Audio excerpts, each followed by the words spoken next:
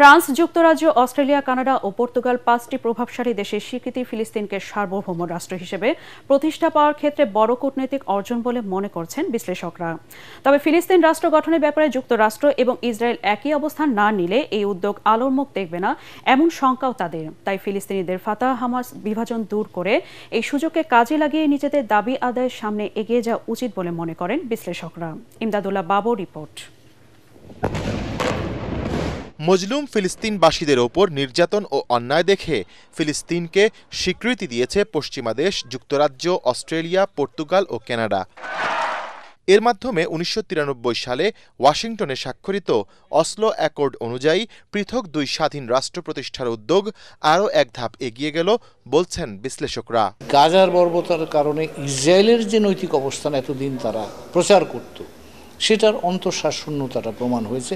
Israel এখন আর victim বলে দাবি করতে পারে না। চারটা রাষ্ট্র সিদ্ধান্ত নেওয়ার ফলে প্যালেস্টাইনের রাষ্ট্র প্রতিষ্ঠান সংগ্রামে এক ধরনের নৈতিক বিজয় হয়েছে এবং কূটনৈতিক বিজয় হয়েছে। তবে বাস্তব ক্ষেত্রে প্যালেস্টাইনের রাষ্ট্র প্রতিষ্ঠার কাজটা কতটা এগুবে সেটা কিন্তু এখনই বলা সম্ভব হচ্ছে না, কারণ ইসরায়েলের প্রধানমন্ত্রী কিন্তু সেটাকে গ্রহণ করেননি, প্রত্যাখ্যান করেছেন, আবার হুমকি দিয়েছেন। দেখা দরকার যে এই স্বীকৃতি দেওয়ার পরে এখন তার একটা অংশ ইসরায়েল যদি জেনোসাইড চালিয়ে যায় তাহলে তারা কি ব্যবস্থা নেবে, এমবাসি তুলে নেবে কিনা, তারা তাদের বাণিজ্য বন্ধ করবে কিনা, তারা যেই কি বলে ওয়েপন্স সাপ্লাই করে সেটা বন্ধ করবে কিনা, সেগুলো যদি না করে তাহলে বোঝা যাবে যে এটা একেবারে হোয়াইট ওয়াশ একটা ব্যাপার।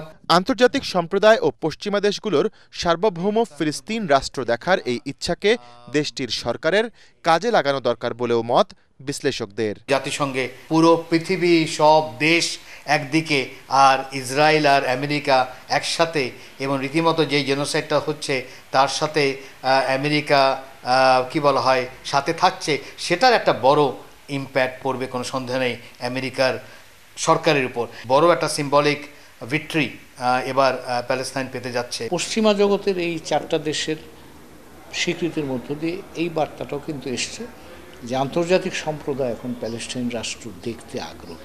এখন প্যালেস্টাইনিদের নিজেদের মধ্যেও সমন্বয় দরকার, তাদের একসাথে আসা দরকার, এবং আন্তর্জাতিক সম্প্রদায়ের চাপটা বাড়িয়ে যেতে হবে যাতে করে সত্যিকার অর্থেই প্যালেস্টাইনের রাষ্ট্র একটা বাস্তব রাষ্ট্র হিসেবে রূপ নেয়। পশ্চিমা দেশগুলোর এই সিদ্ধান্তের ফলে এবারে জাতিসংঘের সাধারণ অধিবেশনের ফাঁকে ফ্রান্স, বেলজিয়াম, লুক্সেমবার্গ ও মাল্টা সহ বেশ কয়েকটি দেশের ফিলিস্তিনকে স্বীকৃতি দেওয়ার সম্ভাবনা রয়েছে বলে মনে করেন বিশ্লেষকরা। লবিকেও অ্যাড্রেস করাটা কিছুটা সহজ হবে। ইমদাদুল্লাহ বাবু, ATN বাংলা, ঢাকা।